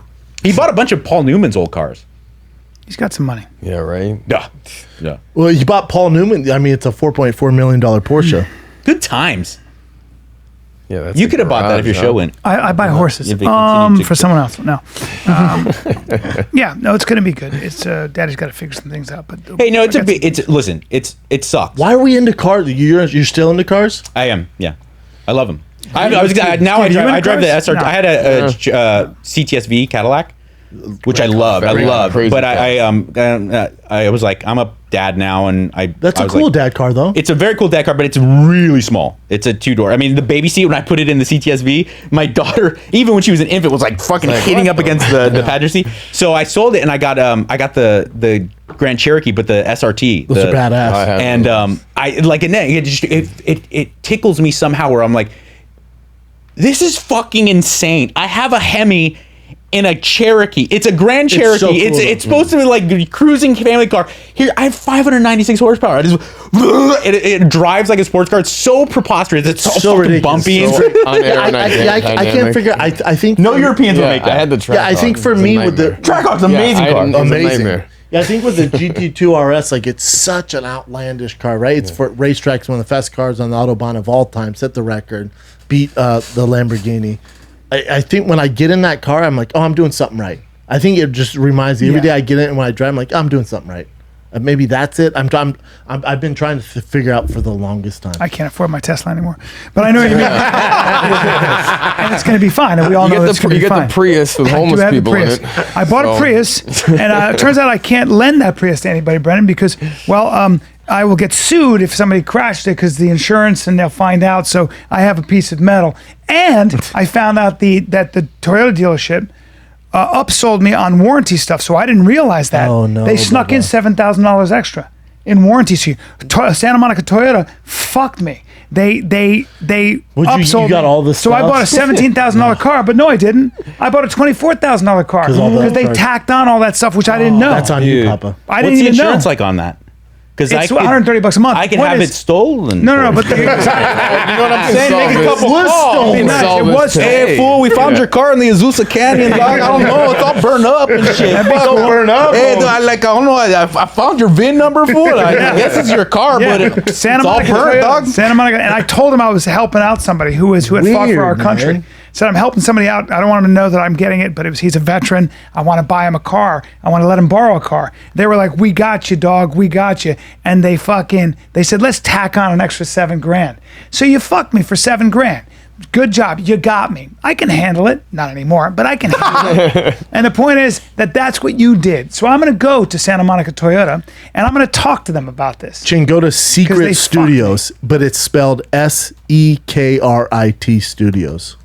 Pronounced Secret Studios, but it's SEKRIT Studios. Oh, it looks sick.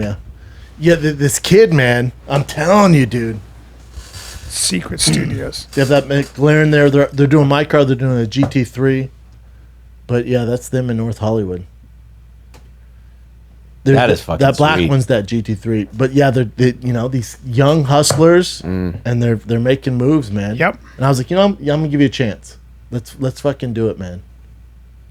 That's the RS build there. That's a GT3. Yeah, there's some. I mean, like I think. Yeah, there's something inspiring it's about hard it. Like, to someone give explain. me a shot, man. It's hard to explain being a car guy to people who are not car people. You know, I don't know why. It's just something I'd love. I've always loved it. I think there's a lot of it is growing up in LA where driving is not optional. I think that, car culture is New York. Car culture is a big thing here. You know, growing up is every teenage boy, at least it used to be the way. Every teenage boy dreams of driving and the freedom that comes along with it. But in Southern California, it's a whole different thing. You know, car culture is a big deal. I think it's just you either love cars or you don't. Yeah. I can look at any car and it does nothing for me. It doesn't make sense. Right? I look at a working class German Shepherd and I get excited. Like we all have different weird ideas of what we like. Oh, I'm sending you what he sent me. I'll see a Singer Porsche and it will almost bring me to tears. And I was in Malibu at the Malibu Cafe, and this is where Seinfeld was there and his boy Spike, and they had their 911Rs, and I was like, holy fuck, because I've never seen a 911R before. What is that? Show me that. They're so rare, and you have to get allocated one. You have to own previous Porsches to get it. And I'm looking at those, and then this Singer, and they call it the Malibu Singer, and I've heard of it. It's like Bigfoot. It pulls up, and Joanna goes, "What's wrong with you?" I got choked up. What? It was. Type in Malibu Singer. That's a 911R. 911R. But it looks the same, Brendan. But they're not, Bubba. It's stick shift. But then Porsche went, "Oh, these are impossible to get, and everyone wants this. We're gonna release the Touring GT3." That's the Malibu Singer. how did you know? Look at the inside. Look at the inside. How did you know that? Look at the art. You know art. Yeah, I love it. Look at the inside, Papa. Yeah, that's Yeah. beautiful. I'm telling So you. just because it's a work of art, you just love it. I get that way with an ass. There's certain girls I'll see and I'd go, Right. oh, I'm gonna cry. You know what's weird? Girls in cars are the only thing that do that. I Yeah, mean, of I'm course. talking around like, oh. Yeah, of course. But that's see, to me, I would just look at that and go, that's a weird. Now, is that a very expensive car? That's Bigfoot. Went for 1.7 million. And you saw that pull up. It pulled up and they asked me if I was interested in buying it. I went, What year is it? so Singer will take these old Porsches like Resto from the mods. 70s, and then they will make them their own, where they're, and from the stitching on the seat that you see, you pick out. So it's a 2-year process, and you pick out everything from the engine to the stitching to the color of the dials to the steering wheel to the rear view mirror to everything, dude. So I'm gonna that'd be the dream for me is like if A Singer? No, would be a Resto mod of like I'd make a daily driver out of like a 70 El Camino or a 69. The Singers, like a when Barracuda or you see something. me get a that's Singer, $1 million car. it's $1 million, but you can get Singers for like probably 600 grand from if you go there. It's a 2-year wait list. So see that exhaust. See how they cut out the mesh in the back. That Yeah. exhaust. It's gonna be like that, but even more so. dope. Yeah. So the stock GT RS 2 comes with 700 horsepower, and when they do all this, you get right around 900. It's all about what if you 900 know what to horsepower. look for. You know what to look for. Right. I had a guy who was a cab driver show me the difference. He said between opera singers. It sounds weird, but they were two famous, Pavarotti and another Placido Domingo. And he was explaining, showed me. He goes, now, and he told me what to listen for. And once I learned what to listen for, you can't go back. Once you see the difference, you go, oh fuck, I see what you're saying. But it's in the like anything details else, and everything. details. Even when shoes, like people are like, why the fuck? What do you like those Ray Guns? They look like normal Dunks. I'm like, oh, you don't understand. 2004, these were such a big deal. If you can find you know the backstory. you can find the original Ray Guns. Yeah, It makes them where special. the Supreme Dunks came out. It was this little skate shop in New York. And then a collab with Nike. Yeah. And it changed the industry. Man. It's like but anything it's that shoe that started the fad. Well, and it's weird. I don't like how I material things are truly not important to your quality of life. Agree. I really think I want to hammer Yes that home and no. before I say this. Yes. But at the Have you same ever time, driven a Singer? Or? there is something weird happening now where you're supposed to be ashamed of success. Yes. In a way that I don't like. And I really like what I really love is my Armenian friends because they don't subscribe they to don't that. give a fuck. They're like Or Persians. bro, my friend, Persians, my father, my Armenians. grandpa, Or Persians. my grandpa moved away from Armenia, come here, Turks kill his family. I drive Mercedes. Fuck you, fuck you, gold chain. Fuck you. I love that because it's like, no, you're right. Yeah. You know what? You fucking your family worked your ass off to develop wealth. Be proud of it. They're entrepreneurial. They're They tight. celebrate Yeah, it. but see, and I subscribe to that because when I post my car or bike or something like that, the older heads, you got your Dalia a little bit with me, but my peers, the older guys who are my best friends, Rogan would say, never post your car, never ever post any of that. Don't let people know how well you're doing. But I subscribe to a different younger generation where they came. They're seeing it. They as came with me on the journey Yeah. where I was this fighter where I couldn't afford anything, but I started a podcast and they came with me on the ride. So when I post stuff of that, they go, "Oh fuck yeah, dude," because they know what went into getting right. that. No, absolutely. So Absolutely. And it's almost like, "Hey, check it out, we did it." I agree with Yeah, both yeah. schools, schools too. Where I think I get both sides. I don't. Yeah. I The agree. older heads, It's- in a country where there's plenty. There's obviously a division in income, and 40 it can be million insulting. unemployed, yeah. It can be insulting to people. I understand that totally. But what I don't understand is how that can be translated into you should be bashful or ashamed of the fact that you're Agreed. successful. I did a TV show for a long time. The pilot didn't get picked up, but they flew me to. We filmed it in Belfast. It was fucking amazing. Belfast, Got a free Northern Ireland. trip to Belfast. It was great. So we film it there, and the network flew me first class. And I'm not. I'll be honest. I will not fly first class unless someone else pays for it. But I was like, this is. I'm like, wow. Well, they seat you first, right, in first class. Feel right? ashamed. And as the first people started to come on the plane behind me, I was seriously like, oh no, I feel horrible. And I thought to myself as I was flying, it's a long flight. Halfway through, I was like, wait a second. Would Don Draper have been ashamed of sitting in first class? Where did that go? Where I assume in 1965, a man in a business suit sitting in first class, a guy comes down the aisle with his child and he goes, someday you work hard, you could be like him. Yeah. Whereas now it's like, I know, let me hit my kid and go, fuck that guy. And that's weird. But I think it's a society issue where like that should be inspiring. Like when I see Kevin Hart post something or The Rock post something, or anybody, Tom Segura, Bert Kreischer. When I see it, it's like that's possible, dude. So can like every podcaster should find what Rogan did, where he made way more money than reporting. That should be so inspirational for everyone. No one should always just sell it. That doesn't make sense. You should find that so inspirational that you go, holy fuck, that's possible in podcasting? Right. Yes. And people for the past 5 years have been making fucking bank podcasting. Me and Brian are two fucking morons. And we make a good living doing this without you two. You guys, two are our best friends. We're getting paid for this. It's crazy. Yeah. Because we decided to do the show. That should be inspiring to everyone who watches it. Yeah. But me and Brian are the smartest guys in the room by far, man. I'm a fucking moron with CTE. But people should find that stuff inspiring, not hate. I don't see someone when they post this a house. country was founded on that idea of potential. Like you may not be a millionaire today, but you will be tomorrow, which has stopped revolution from happening in this country. Yes. As long as we protect that American dream, as long as we protect the idea that if you use your ideas and if you are innovative and if you take risk, that's a huge part. If you take the risk, if you take the risk and you have the fucking effort and you're willing to fail a lot, you can make it. Yeah, and that's kind of like, that's when you can get to be 53 and. You know what I mean? But the point is, right now we're at a low point. We're at a low point, but we're going to get back up. We're going to climb back up. I challenge anyone. Me and Brian are over there about 3 times a week. Go by SpaceX and not find that inspiring. Right. With the rocket ship and all this stuff, and it's in the hood. Yeah. And you know what he did with just his lot of land, the buildings, the parking, the greenery, the ficuses, the spaceship. Drive over there and not get inspired. By Elon Musk, who, there's a ton of astronomical engineers where the fuck he is. There's a ton of those guys. But he took risk, man. It's about he went, you know what? This is an issue. I'm going to try and solve this. He's still taking risk. Yes. He's still but pushing the people don't realize that when you look at a business, somebody started a business and they got really successful. And people, you hear a lot of the stuff like the workers should share in the profits and they should get just as much. The worker didn't take the risk, guys.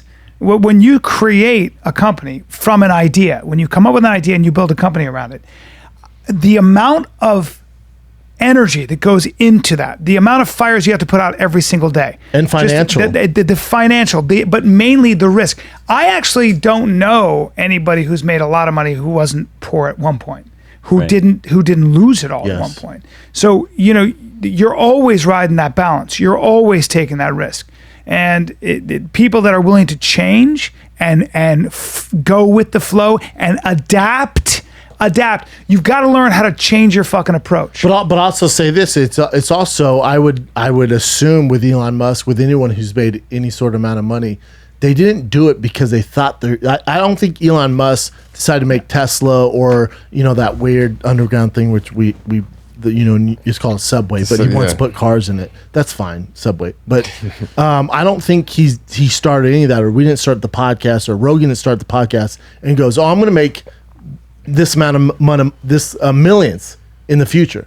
No one started because of that. Right. No one. And no one any of the aforementioned people, especially who are doing something really different, none of them, I'm sure a lot of us in this room included, had anybody going, great idea, go for it. Never. No, I guarantee you there was a bunch of comic friends of Joe Rogan's that were going, what are you wasting your time on? Like, go do TV. Brian, and he's like, no, I really enjoy it. Hold on. And I was there. Brian, how many of your friends made fun of you for doing the podcast with me? Oh, my God. How many of your friends shit on me because you were doing podcasts? Yeah. And the best part is... Brian, what are you doing? Buddy? And I go, dude, I'm telling you. So many of my friends, all my friends going... What are you doing this? All his actor buddies would roast me. You're not making any money. You guys are talking about dumb shit. They would take me to the side and like, what are you doing this with Brian? This is a waste of One of my friends said, you're two 11-year-olds in a treehouse. What are you doing, dude? You should be acting. You should be on TV. I guarantee. You go down the list. Elon Musk, Game of Thrones, The Walking Dead, any genre of any type of business where people are innovators.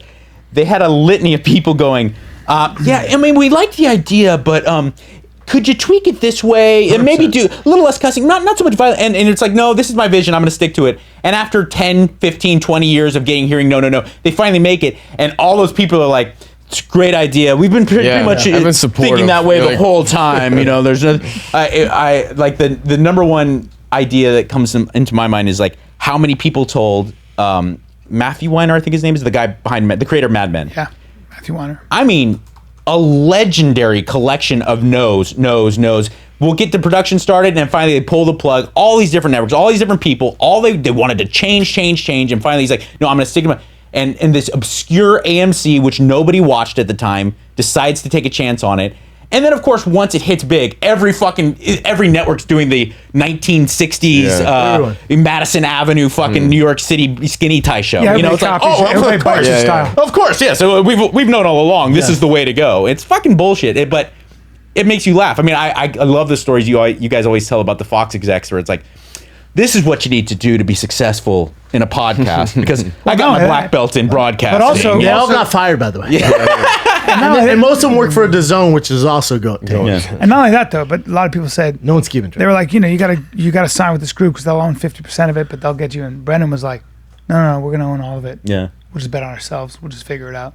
So much of that is just being willing. That's Stallone's story. You know, the Stallone Rocky story. Yeah, I mean, it's really an amazing, almost unreal, beautiful story. That idea that he had so much money thrown his way, this relatively unknown guy, and they're like, we'll buy the story. We'll make the movie. Yep. You'll get a production credit. We're going to cast someone else, though. He's like, no, I'm Rocky. Yeah.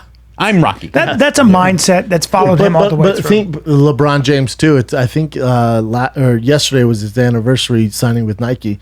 Before he signed with Nike, when he was a senior in high school coming out, Reebok went up to him, the guy who owns Reebok goes, here's $10 million, but don't talk to any other shoe company. In a year, we're gonna sign you a deal.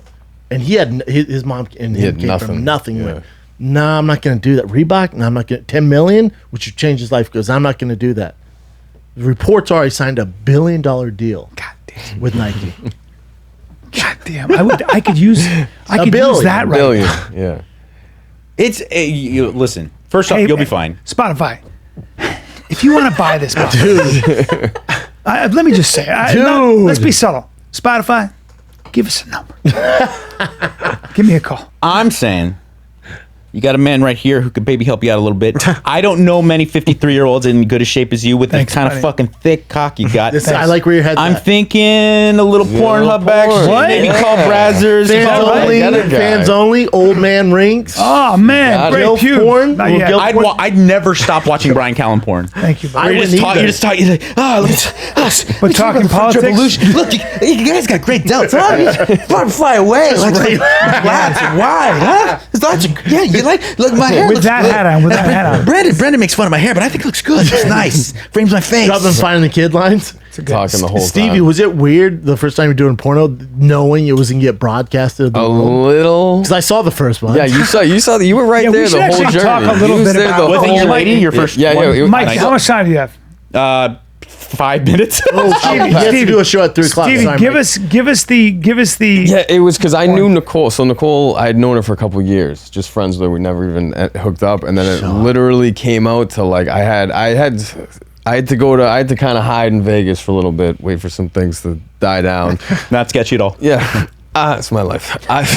So I'm literally bored, and it just so the world's everything kind of aligned where she was up with all the major studios, all her contracts to shoot stuff. She was a free agent. She was a free agent. She wanted to just do exclusive stuff at her house with one other person. She had nobody to do it with. Were you guys dating at this time? No, and we were just. It was literally like we had hooked up once before, and then it was like. Do you want? It was like dropped on my lap. Gold mine. Dude, were you nervous to hook up with her? That's like Michael Jordan tossing the ball going. Let's play. I'm kind of a professional myself. So. A little bit. We all are. Stevie's got a DICK. But it wasn't because I would have been because I knew her. You can look it up online. Mike. You can Google it. but I also like it was because I knew her. If she was just this girl I was jerking off to, which she was, because I started DMing her a couple We've all years ago. jerked That's off how to I her. met her. I You're just good. slid in her DMs and just kept it going. Because I'll wait things. I'm like a tiger in the tall grass. Yeah. I will wait things chop out. it down. for You have reverence for the years. poon. I like will that. No, wait Stevie's things a out. master. But were I you will worried wait about it out. nutting too fast? No, I really was. But now there's like little tricks she'll do, and it's weird. If you like, because we have like a little screen set up and stuff on the phone, you can see it. me some tricks. It's almost a mental thing. If I feel like I'm gonna bust, I'll look at the screen, and it just like takes me out of the whole situation. Do you use Like- any supplements? What's on that screen? No. Like Schindler's No, List? no, Why the fuck- it's just the video. It's like the monitor. Of Oh, us. okay, And I'll yeah. look at it, and all of a He's watching sudden, Auschwitz? yeah, it'll like Yeah. just like it just desensitizes you a little Right. bit, and I can like read. Dead dogs, just dead dogs, dead dogs. Thank you, World War II. But yeah, it was. Dead It dogs. was, and now it's like anything else. You do it enough. Now we're like a little camera crew. Like You us wear a two. body cam, don't you? Yeah, I got a sometimes? body cam on my Sick. chest. Then like we Do you got ever two not feel like angles. doing it? Where you're like, "Ugh." Well, we're the opposite. She's like, we got to shoot today. So this just happened this week. I'll go to her house for a couple days. We'll shoot stuff. We didn't shoot anything. We just hooked up. For Not even loads? We hooked up for 2 days, and we're like, "Fuck, we didn't film anything, did we?" And I was like, "Well, I got to go to LA," and she's like, "All right, we'll get it next time." But explain how she makes money. It's all private. Yeah, it's all on only. So it's the OnlyFans. So now, actually, I was supposed to talk about this. We just signed a exclusive deal with Brazzers, so we're gonna be doing stuff for Brazzers. You and her are. Yeah, me and her on the Brazzers. I'm a big fan. So, so So wait, Steve, so wait, yeah. keep going. What kind of with the exclusive deal with Yeah. Brazzers? What the girl always gets more money? yeah. How's that work Oh, for she you? And breaks her? me off. She takes care of me. Yeah. She Well, makes you're sure a I'm happy. couple. Yeah, she makes. But their let's things say you fair. weren't a couple. Would If you be weren't okay? a fair dude, Are you like in Brian's boat? dudes make? I mean, What you're am I- talking. what am I gonna make? Yeah, like, dude. I mean, guys don't make shit. in Guys don't porn. make If shit? If it's not your girl and like you guys don't have a business thing to Yeah. get, it's not, you're What if you not have like a unit. signature thing? Like, couldn't you do like an identifiable thing where people are like, yeah, I need to watch that. 'Cause I used to Kinda. watch. I'm obviously just, watching you porn know. for the girls I like, but I used to every once in a while go to the search bar at Pornhub and go to Nick Manning. Just because I'd hear him go, dropping fucking loads. I was like, he has his thing, he's the dropping loads My guy. thing, I got a fucking giant Homer Simpson tattoo on my thigh. Fuck yeah. So in all these things, all you see is my cock and fucking Homer Simpson. Here it is. Every time you blow, you go, no, Yeah. no. Yeah, but do it close. No, go Nick Manning. hard. It's just Wait, let me ask you this. So, fucking Nick Manning. But let me ask you this. But she's got a subscription only, so she makes money on her fans. And now you're signing. Now you're gonna go. You have a very large penis He's and a nice physique. he's got a huge. That's a big. Show it this way. giant Show, cock. show it this way. I had to show him the Homer. That's a beautiful Homer cock. picture. And you sent that. Show them. Is that Dick. for your girl? Is Is that for? passing Did you around? take that for your girl? Dicks on here. What happened? You took that for your girl? Oh, that's on somewhere on the internet. You I could don't fit 3 of my dicks yeah. in his dick. He's got a dick. Yeah. No, but like so. Me and Brian aren't doing bad. But the thing is, it's good for sure. It's no doubt it's professional quality. But will she hook up with other guys or exclusive to you? It's just been me. She hasn't shot with anybody else besides me since last July, I believe. 'Cause I've Now, seen her Yeah. previous work. Yeah, it's because Now- she left with now the she's- companies. She's and- brought some girls in for you. Yeah, I mean, we're gonna do stuff in the future. I'm Will, sure. will you let guys come in? I don't know. Are you well, comfortable Brian with needs that? a job now, so it's probably gonna. We're friends. But if like if she was like, hey, what's the name, Nick Manning? I don't know. him. If she's I like, don't hey, know. Nick Manning's gonna come over today too. It would have Will to that- be like the right time. I don't know. It would just be one of those. Probably. All right, what are we doing? Yeah, Yeah, but what if Something like else. she's because like, you're gonna get your cut. Yeah. but what if like Eva Lovia is coming over and you get to munch a Yeah, box? that would be great. But it wouldn't be like. But then you get less money. Just yeah, it's true. It's a money thing now. How It's often like- is your face in it though? Because I saw one. You sent me a.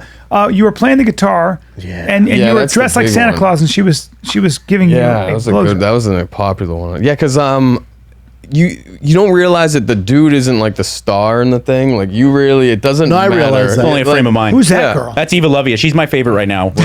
Jesus Christ! She's my favorite. I God, like the Asian mix. Little freckles. Wow. I just want. She looks like that actress Are her tits in real? the new think so. Blumhouse movie. Oh my God, I've never seen The new that. Blumpkin movie. Thank you, Mike. Yeah. No, it's Yeah, I mean Hot, that for huh? a porn star. it's a that's, new horror movie. Like, type in Fantasy Island. What's She her looks name? just like the Eva actress. Lovia. off Oh, that. Maggie Q. Yes. Oh, Maggie Q's in person. looks like her. In person. Maggie Q's one of the hottest actresses I've ever met. She obviously she's beautiful in these. Doesn't pictures. she look like that But porn when star? you meet her, she's radiant. She's so fucking hot. She's so. Yeah.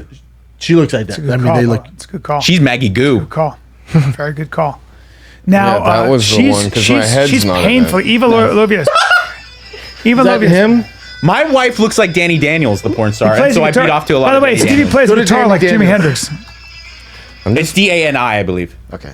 How dare But you? she looks a lot like my wife, so I beat off to a lot of Danny Daniels. And I just Because pretend. she's doing naughty stuff. Yeah, because it's my Gangbangs and stuff? it's my wife getting like 8 BBCs. Yes. Bukkake. Well, that gets me going when I think about that when you're thinking about your girl. Oh, That's your she's- wife if she had a dark, like, she's twin delicious. sister. Like yeah, a Danny real, Daniels Yeah. is nice. her face all right.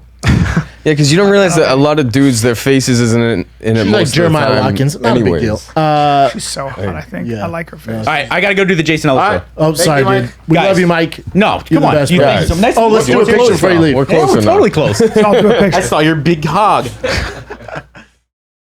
How about Mike? One of my faves. He's great. Like Catherwood. I fucking love that dude.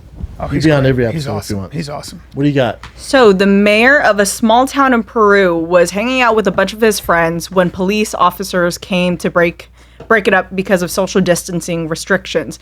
All of his friends decided to go hide, which was the smart thing to do, and he decided to lay there and pretend like he was dead. Police officers took a photo, and this is what he did. Well, there you go. He closed his eyes. He tried to breathe very slowly, That's so the- his that's chest got- was That is raised. the lamest. That is the That's lamest. the mirror that you want. That's like literally like going, you can't see me. You can't see me. I That's can't something see my you. son would do. That's something my Exactly what 4-year-old your son would do. Fake dead. Yes, Wow. he had to come out and apologize. How about that time? You ever see that movie Cheaters? My bad. Remember that TV show Cheaters? The guy yeah. gets caught Oh, I cheating. love that You know what he show. did when his girl was there? That was the He best climbed a show. tree and wouldn't come down. That's awesome. He's up in a fucking tree. She's awesome. like, come down. And he's like this. No. And it's like, you're going to stay up in that fucking tree. Not coming back to reality. climbed a tree. Nope. Up here. Why not? Tree yourself. Okay, so I'm pretty sure this video was taken way before all of the shutdowns happened, but this girl decided to bring all her family members to the mall, and for some reason she decided she wanted to propose to him then and there, and her family members had a bunch of posters in the back. She proposed to him in the middle of the mall. He was so embarrassed that he said no and walked away. I This is can't. footage of I this. can't see this. Malls are open? Hey, it says know your worth, bros. He's trying to get her to stand up. Oh, look at all the no. family. He has a bag, so he went shopping before this. He left his bag. Oh, no, he still has a bag. Oh, no. His family's like, what? Where is this? Yeah, where is it? Atlanta? Is this, Oh, that is terrible. Dude, why are you fucking? What? Don't do I'm not this. familiar with Oh, any of all the those signs. Don't do stores. this public that spectacle in a Canada? fucking mall. It does not say, but I think this was taken before COVID. Oh, yeah. And then he Damn, just walks away. walked away. Aw. Girl, get up, girl. Shit. Yeah, it's like, I love the headline, know your worth, bros. Dude, I can't even watch this stuff. I hate it so much. I hate That- public displays like that. yeah, anyway. how would that have ended I Don't well? do it at the stand it. food court Yeah, at Buckingham like- Mall. Dude, my friends picked me up at the airport one time, and his girl dressed up like she had balloons, and she dressed up like this real like a skank, and was hitting on me. They tried to punk me, and I was like, Was it awful? It I had my sounds bags, and I awful. was like, what are you doing?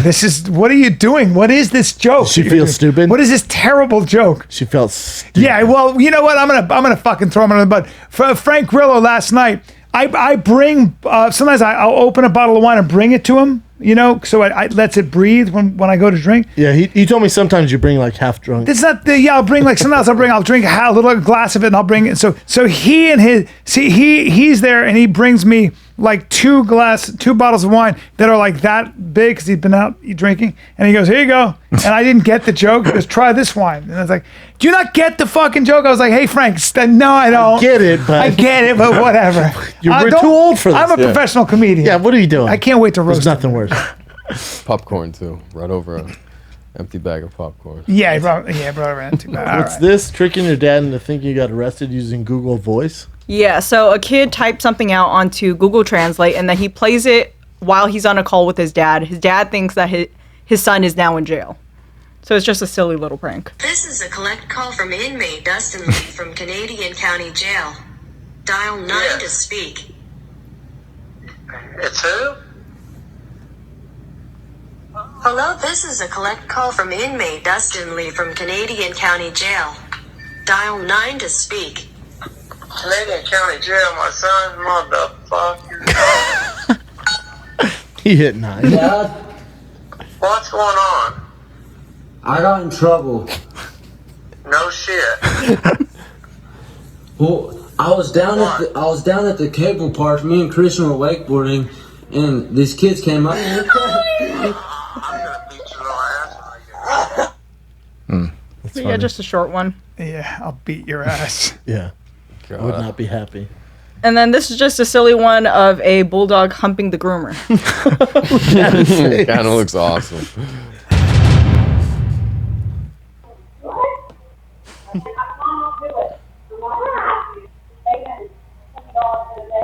There you go. She's wearing perfume he likes. He likes them thick, apparently. Boy, everybody thick in that. Right? Place. I'm not missing any meals. No, TLC 600 Pound Life with the pink. This dog's like, you know what, man? Fuck this noise.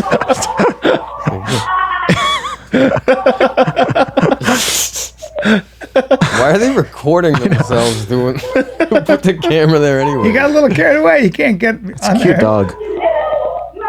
Ah, they love him though. I love bulldogs.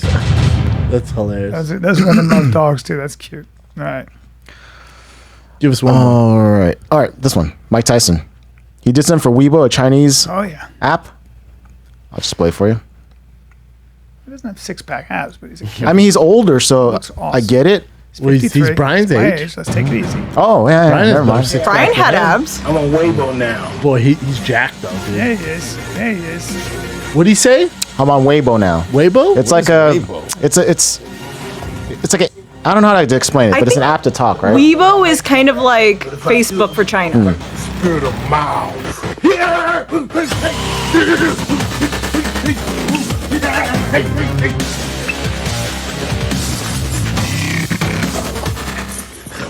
He's got dubbed up. Yeah, because he was really out of shape, man. He's jacked. So this is how he looked before. Yeah, he got big. I don't know if they made this photograph a little bit more bigger than he is. Okay. we he did a was podcast thick. with him. He was Yeah, big, he was a dude. big He was in dude. sweats. He was big. Good Yeah, he for looks him. great now. So what is he doing? Is he actually fighting again? Or is that just Maybe for charity? I Yeah, don't see it happen. he's trying to look for a charity fight. Possibly Evander Holyfield, which is scary. A lot of money. Yeah. Yeah, a lot of money. 20 Right. mil. That's pretty good. Look at him back then. Fuck, I gotta start lifting. Oh, we added, so all the shows in Houston are sold out, but we added one on Thursday, which a late show on Thursday, which is available. Yes. Stevie will be there with us Yes, he will be. Thursday? next week. I don't think I get there till Friday. That's fine. We added a show Thursday. Stevie can't work. I remember I told him, I go, dude, I'm doing the Wilbur Theater. It's your hometown, Boston, you know? He goes, Boston in January? Jesus Christ. Hey, man, Boston is cold as fucking January. I swear to God, Jay told me the 29th in the... Yeah, I know, we just I added. said it was the 29th. He did. He fucked up. all Because right. he wanted, he goes, 28th, dude, Sunday. I go, I don't work Sunday. I'm just psyched to get back on the road, man. Me too, man. We got So San me Antonio. and Brian will be in Houston, and then by the time this podcast comes out, there should be an announcement.